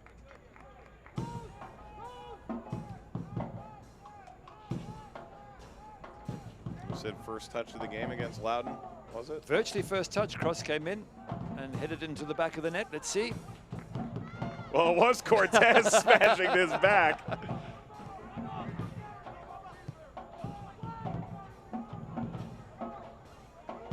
Snagged by Marcucci. Cortez spending 3 years for Orange County and then 3 more for Phoenix, and then made the move overseas. He had a brief stint with Chivas USA and actually debuted for Chivas USA against New York Red Bulls all the way back in 2011.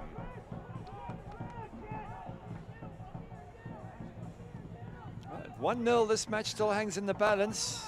Lots of changes for both sides. 5 for Miami, 4 for New York Red Bulls, and still hasn't been settled. LaCava. Knapp. Knapp went down. Foul. It is outside the penalty area. Knapp paid a desperate price. Let's have a look at the contact here. He doesn't quite control the ball the first time, and it rolls loose, but free kick given on the edge of the box. Looks like he's okay. And he's in a dangerous position here. You can bend it left, you can bend it right. I said he was okay. Unfortunately, he's staying down. I hope he's going to be okay. Well, Boz's studs were down, but the way he came through was going to make for a very enticing ride home here for Knapp. Michael Knapp came through the Red Bull Academy, Played at Montclair State, which is their former training ground, the Red Bull organization. He's had a few injuries. He was out for almost all of August, from the 7th right through to the 29th. So it would be a bit of a blow to him if he had to miss, but hopefully he's going to get himself up and back in this match.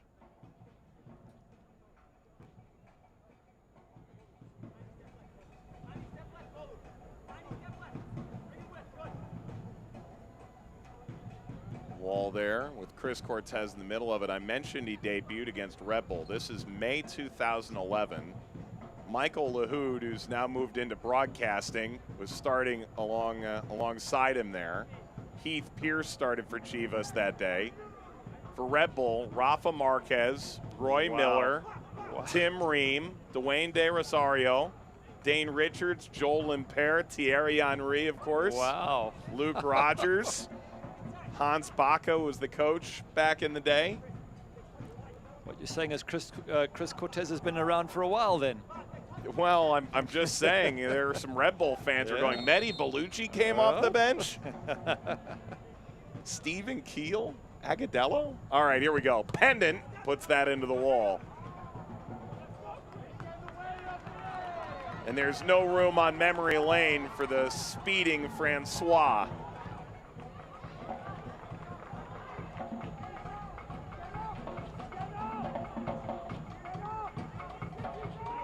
I'm a sucker for who played in X game X years ago. You got a great memory. I'm afraid to say I don't share your encyclopedic knowledge. I couldn't even tell you who played for United this afternoon. It goes out of my head as soon as the match is over. That's probably for the best, as it turns out. Yeah, after today's game, it certainly is. Do you know anyone who played for Liverpool on the day? Knapp.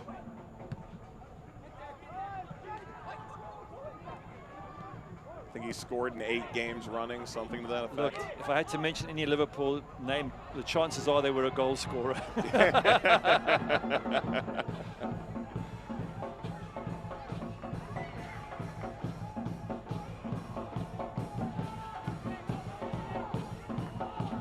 Ballard. Important for Ballard to have a good sort of 20-odd minutes. He was at fault for the first goal conceded against Tampa in the last match out, with the ball nicked off him, and it got squared. It was Fernandez who took it off his toes, squared it to Guenzardi, and they were 1-0 down, Miami. Well done, the fans, by the way, as always. Great support. They're all kitted out, playing the music, and fabulous support throughout this match. What do you think of the sunglass choice at night? I'm here for it. It's Miami. It is Miami, you're right.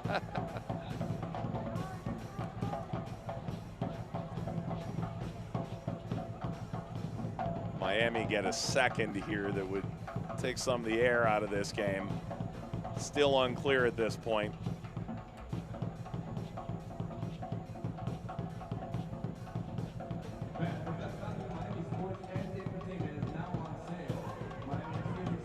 Miami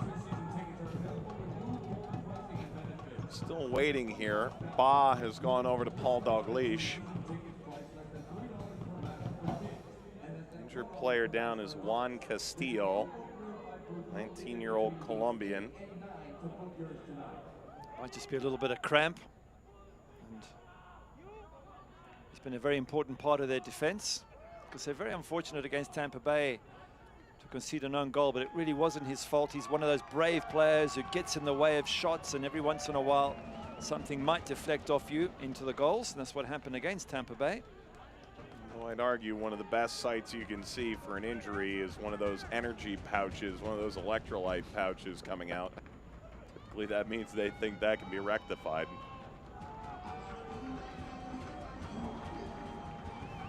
Let's see what De Silva can create here, dangerous as he is. Castillo is taking the road less traveled. Corner Miami. It's over Cortez. There's Marcucci. He's normally very solid, Marcucci. Came for that cross and didn't get it, and was flapping a little bit. Been so impressed by him over the last sort of 4 or 5 games. It's the first time I've seen him do anything questionable. Against Tampa Bay, he had 7 saves to make. compared to one at the other end. He was just absolutely brilliant on the day when they got a draw there. Man of the match performance from AJ Marcucci against Tampa Bay.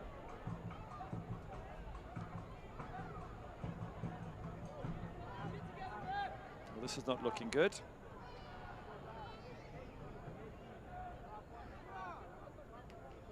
It's always a concern when players go down without seeming to have been in a collision or anything. Well, let's say this as well. We've seen a couple players have their legs stretched out. It doesn't appear this is that instance, but with Castillo in particular. And Edelman remains down. He had already gone down with that shin injury, but it's gotten a little bit cooler up in New York. It's a little bit of a a weather shock. There you go. I got there. Kind of. Meteorological. Yes, indeed. As someone who just got off a plane in Miami from New York, I can tell you. You experience that every single week virtually. It is still warm down here in Miami. Just hoping that he's going to be okay, Daniel Edelman. The fact that they're taking their time with him and talking to him is of concern. I think that's concerns being shared by his coach, John Molinek. Yeah, it's more of a concussion thing by the looks of it. Yeah. Can't take any risk these days. Any threat whatsoever to the player's health. Get him off the pitch and monitor him and make sure he's okay. Well, and this opens the door, should he come off here, this by that check being executed in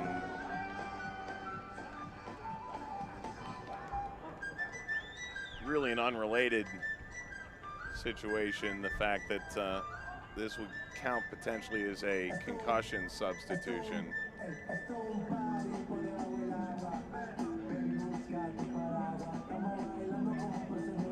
Jorgensen's a dangerous addition to this game from a Miami FC perspective.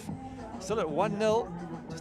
It takes one moment for New York Red Bulls to get back on level terms, and they certainly have the players who are capable of that. Well, we hope Edelman is able to return next week for the Red Bull finale. Such a critical piece of their midfield. Sorry, I can't remember the last time I've been so drawn to a music choice. Sampling the theme song of SpongeBob. I just, when the beat dropped in that, there's no way I could have seen that coming, Gary. I did see the look on your face. This is an important, while we're laughing away, it's an important 9 minutes here for Miami. Oh, trouble. LaCava! Oh, finally a save for Sparrow. He's rarely been called upon. When it mattered most, he's able to steer it aside. Good save from Connor Sparrow. And I was just saying, you've got to be careful, Miami, because they could get punished. And with that turnover possession, edge of the box, LaCava, quick as always, forces a really good save from the Miami FC keeper. So, Raffanello. There's a ton of star power on the field right now. Got a 7-figure man, handful of homegrowns. Miami on the counter. Francois!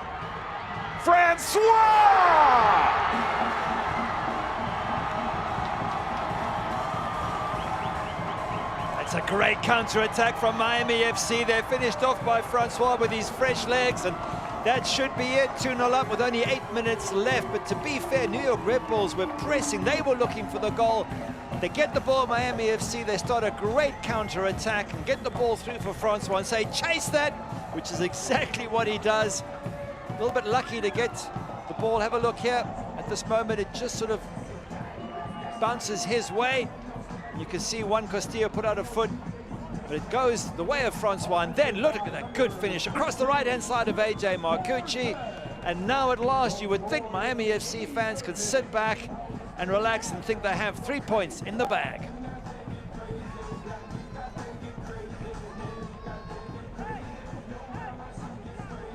His 31st USL Championship goal. The goal is brought to you by Helbiz. And for Cristiano Francois, 11 goals on the year, most he has ever scored in a single campaign. Coming off a 6-goal season in Reno, his most prolific campaign prior to this burst onto the scene in Ottawa in 2019 after a couple years with Bob Lilly in Rochester and in Pittsburgh. And now Miami can feel a bit more at ease making this change. How about that? Othello Ba comes off and Martinez comes on. Ba himself a substitute.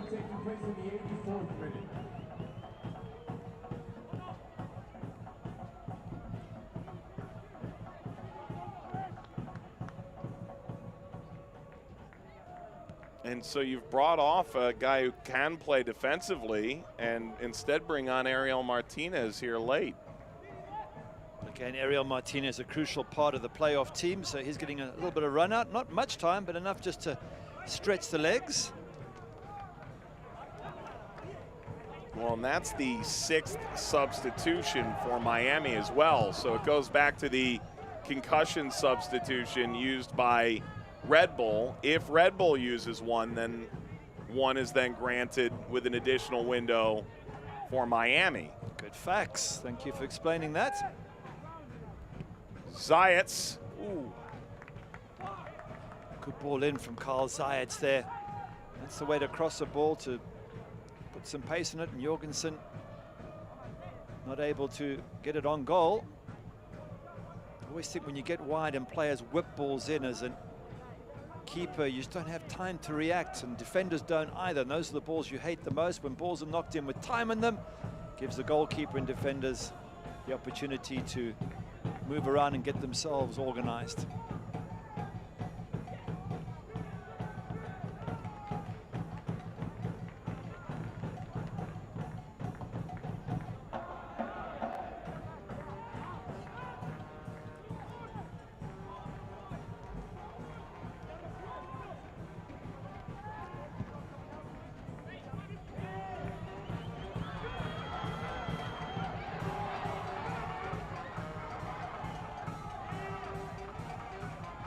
This will bounce out, corner to come for Miami.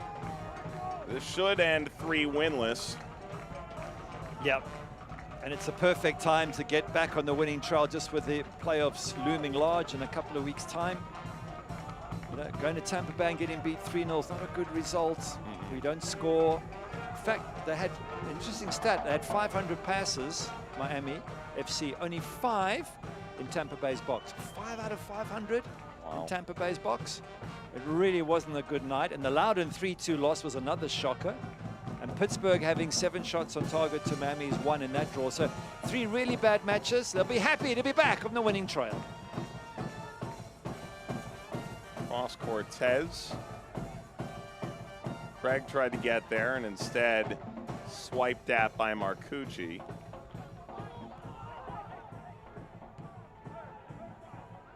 So Red Bull is preparing their 6th substitution. In case you thought we were done there. They have 1 player remaining on their bench right now. That is a field player. Sam Joseph could come on as goalkeeper, or Curtis Ofori. De Silva.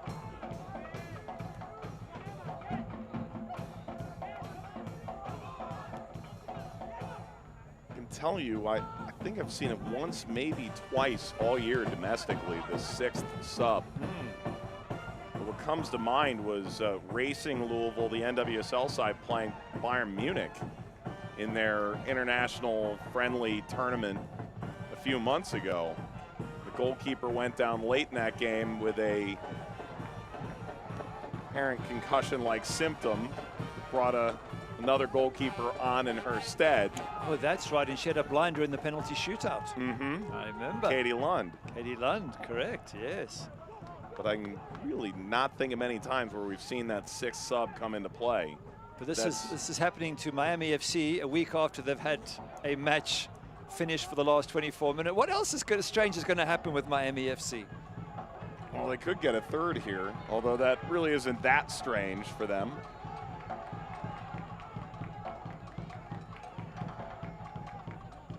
called a football game where a fox ran on the field 3 weeks ago. I mean, really, it's following me around.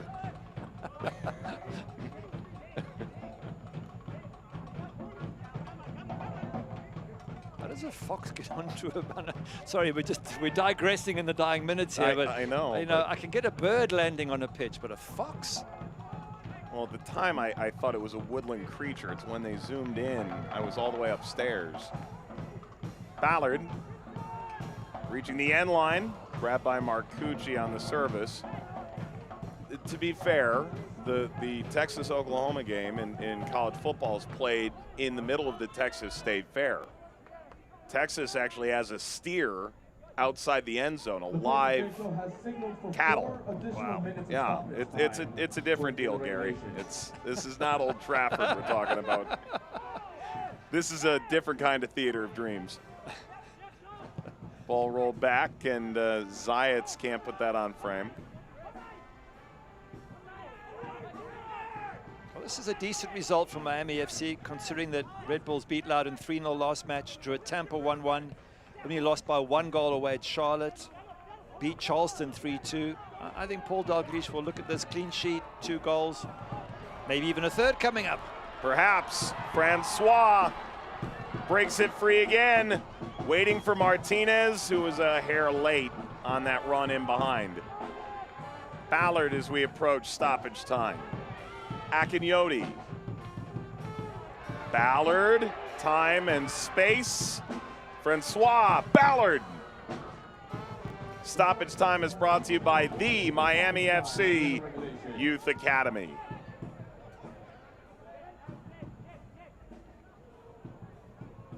Four minutes. We got a ways to go here. I'm sure Miami will see it out. They're a professional side. They will know that if this situation arises in the playoff in a couple of weeks' time, how to wind the clock down, how to keep possession, how to get into the opponent's half. Martinez dicing through. Francois. Well, you appreciate the idea there in the sense Martinez gets it wide. Cortez is running down the middle of the field. If you're working on plan B, everything but the final service more or less fit the bill. Here's Curtis Ofori coming on. Pennant will come off. So this is, in theory, the 6th and final sub, the 12th and final sub of the game between the two sides.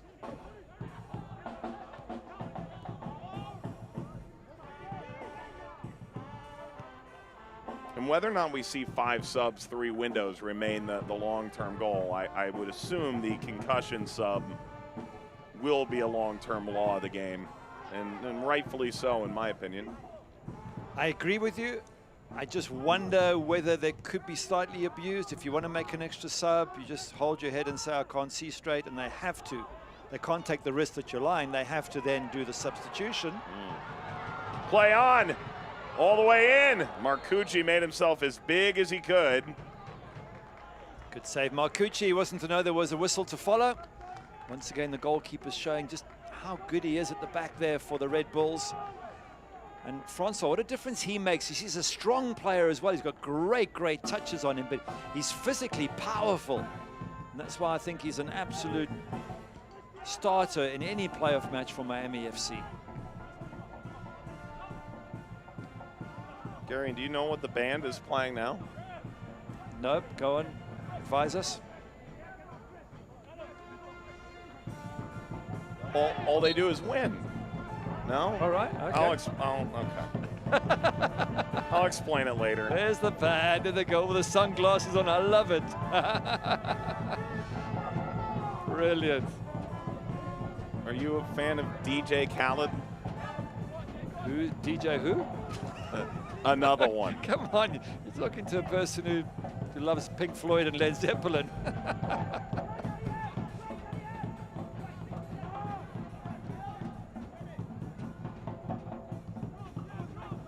The amazing thing is you've actually met a good number of rock stars in your time. Yeah, but rock stars dating back to the sort of 70s, 80s and that era. Right, the kind I want to hear about. Like the Rod Stewarts, Elton Johns, those guys, all big soccer fans. Knapp crossing, Jorgensen. Yeah, I want to know about that. If I met DJ Khaled, I'm not sure I'd tell my wife. I think I'd pass on that. Anywho. Well, Elton John owned Watford back in the day. There you So go. we got to see him as he was chairman of the club. Rod Stewart wrote songs about football, about being a United fan and coming to games. He used to come and watch. So yeah, in England, lots of music stars were big soccer fans. If I told you that you can hope that Drake falls in love with Liverpool, would you understand why? I don't understand why anyone falls in love with Liverpool. Martinez, Marcucci, big rebound, he's there. And saved by the bell, or the final whistle as it may be. 2-0 Miami. Paul Dalglish's side still has very much a glimmer, maybe much more, of hope for a 3, maybe even a 2 seed in another home match. But for Miami, if this is their home finale, Adonijah Reed gives a good account of himself. Helbiz man of the match. And Miami FC gets the job done here tonight against New York. Well, besides the goal that Reed scored, I thought he was very sharp first half. He was getting on the end of things. He was causing problems for that Red Bulls defense. So he certainly has raised his hand to Paul Dalglish and said, look, I might be an option for you for the playoffs. But that man there, Cristiano Francois, he's a shoo-in, no question about that. He has to start. So an interesting situation for Paul Dalglish to start picking his playoff 11 from this multi-talented squad. Certainly so. Miami 2, Red Bulls 2-0. We'll wrap it up on the other side of the break.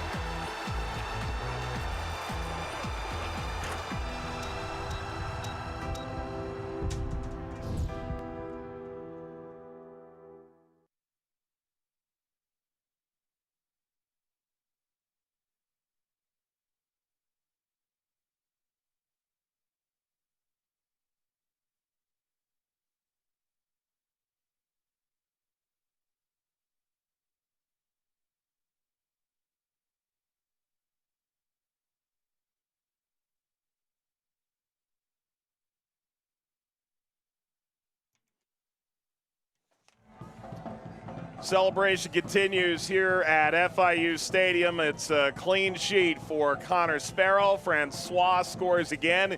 He's the 11th of the year, and the flags continue to wave. Post-game brought to you by Helbiz. So too are the full-time highlights. Mike Gary back with you. We begin the 18th minute of play. Joshua Perez making his way in. This was a very good showing for him. It was. Great bit of skill there to open up that gap. Good ball in. Adonijah Reed does great to get his chest on it, but it's Perez who makes it possible by beating the fullback, getting his head up, and putting a pinpoint cross, an absolutely fantastic cross, and he gets a hug for it. And then in the 82nd minute, this could have changed the whole game.